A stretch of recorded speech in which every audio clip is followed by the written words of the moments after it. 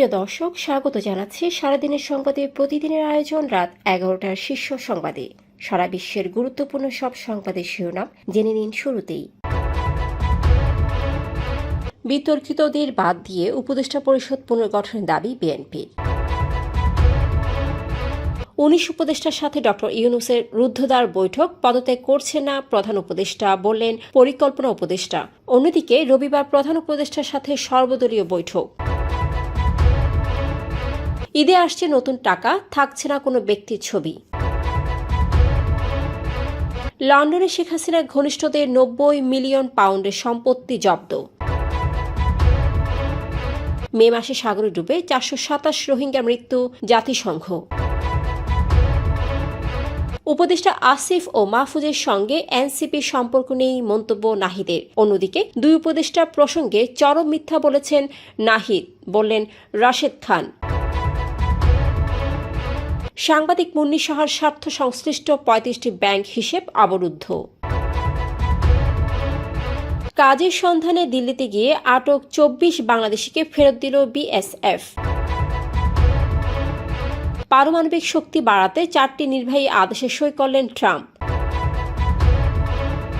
ট্রাম্পের 50% শুল্ক হুমকিতে ইইউর পাল্টা বার্তা, হুমকি নয় পারস্পরিক সম্মান চাই। শুনছিলেন সংবাদ শিরোনাম, এবারে বিস্তারিত।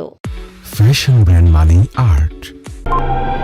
বিএনপি ডিসেম্বরের মধ্যে জাতীয় নির্বাচনের রোডম্যাপ চেয়ে এবং বিতর্কিত উপদেষ্টাদের বাদ দিয়ে উপদেষ্টা পরিষদ পুনর্গঠনের দাবি জানিয়েছে। শনিবার রাতে প্রধান উপদেষ্টা ডক্টর মোহাম্মদ ইউনূসের সঙ্গে বৈঠক শেষে যমুনা বাসভবনের সামনে বিএনপি স্থায়ী কমিটির সদস্য আব্দুল মঈন খান জানান, সরকারের নিরপেক্ষতা বজায় রাখতে এটি জরুরি। খন্দকার মোশাররফ বলেন, আওয়ামী লীগ সরকারের সময় বিএনপি নেতাকর্মীরাই সবচেয়ে বেশি ক্ষতিগ্রস্ত হয়েছেন। এ কারণে বিচার চাইবার অধিকার তাদেরই সবচেয়ে বেশি। ভবিষ্যতে বিএনপির সরকারে এলে স্বাধীন বিচার বিভাগ দিয়ে এসব বিচার সম্পন্ন করা হবে বলেও জানান তিনি। চলমান রাজনৈতিক অস্থিরতার মধ্যে রাজধানী শেরেবাংলা নগরের এনইসি সম্মেলন কক্ষে রুদ্ধদ্বার বৈঠক করেছেন অন্তর্বর্তী সরকারের উপদেষ্টা পরিষদের সদস্যরা। শনিবার বেলা 12:20 একনেক সভা শেষের পর প্রধান উপদেষ্টা ডক্টর মোহাম্মদ ইউনূসের সভাপতিত্বে বৈঠকটি হয়, যেখানে 19 জন উপদেষ্টা উপস্থিত ছিলেন। এদিকে বৈঠক শেষে পরিকল্পনা উপদেষ্টা ডক্টর ওয়াহিদ উদ্দিন মাহমুদ জানান, প্রধান উপদেষ্টা যাচ্ছেন না, তিনি থাকছেন। আমাদের দায়িত্ব বড়, আমরা সেটা পালন করব। কিছু প্রতিবন্ধকতা রয়েছে, সেগুলো চিহ্নিত করে সমাধান করা হবে। পবিত্র ঈদুল আজহার আগেই বাজারে নতুন 20, 50 ও 1000 টাকার 3 ধরনের নোট ছাড়বে বাংলাদেশ ব্যাংক।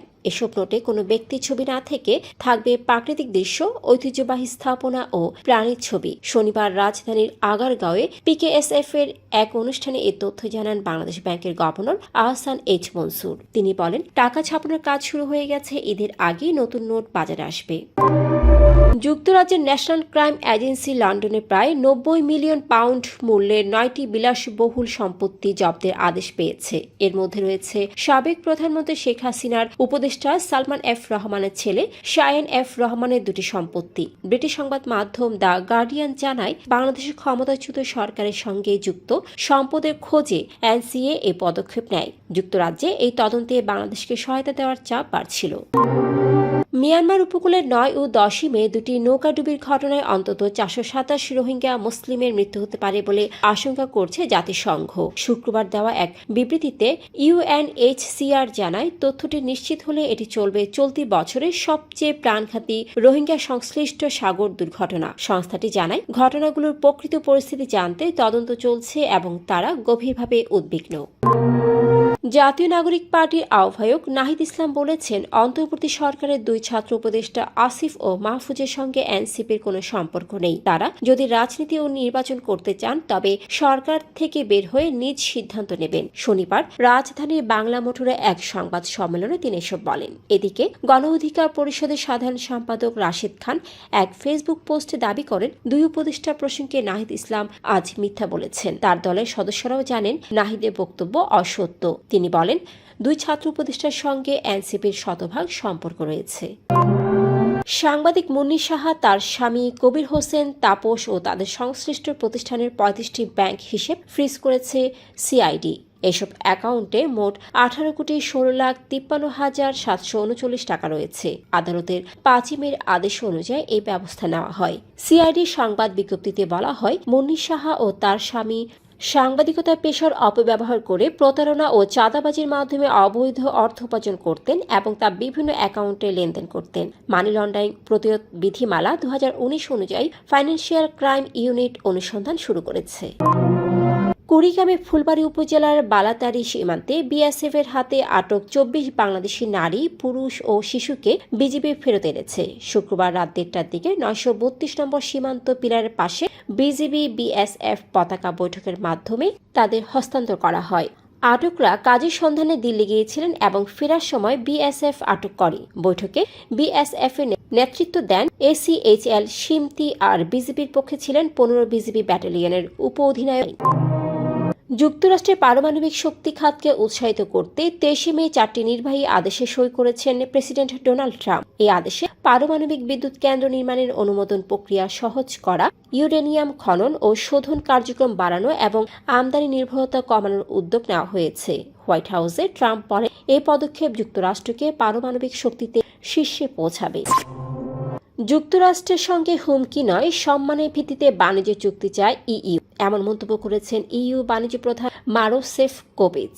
মার্কিন প্রেসিডেন্ট ট্রাম্প ইইউ পণ্যে 50% শুল্ক আরোপের হুমকি দেওয়ার পর সেফকোভিচ বলেন, উভয় পক্ষের জন্য উপযোগী চুক্তি নিশ্চিত করতে আমরা সম্পূর্ণরূপে অঙ্গীকারাবদ্ধ। মার্কিন বাণিজ্য দূত জেমিসন গ্রিয়ার ও বাণিজ্য মন্ত্রী হাওয়ার্ড লুটনিকের সঙ্গে ফোনালাপ শেষে তিনি জানান, ইইউ যুক্তরাষ্ট্র বাণিজ্যে অতুলনীয় এবং এটি পারস্পরিক শ্রদ্ধার ভিত্তিতে পরিচালিত হওয়া উচিত। এর আগে ট্রাম্প বলেন, তাদের সঙ্গে আলোচনায় কিছু হচ্ছে না এবং 1 জুন থেকে শুল্ক বাড়ানোর পরিকল্পনার কথা জানান। দর্শক, এতক্ষণ আমাদের সাথে থাকার জন্য ধন্যবাদ। প্রতি মুহূর্তে দেশ বিদেশের গুরুত্বপূর্ণ সব সংবাদ জানতে ভিজিট করুন www.সারাদিনেরসংবাদ.com ও চোখ রাখুন সারাদিনের সংবাদের অফিসিয়াল ফেসবুক পেজে। Fashion brand Mani Art. Men's, ladies and kids wear. Art. Be smart.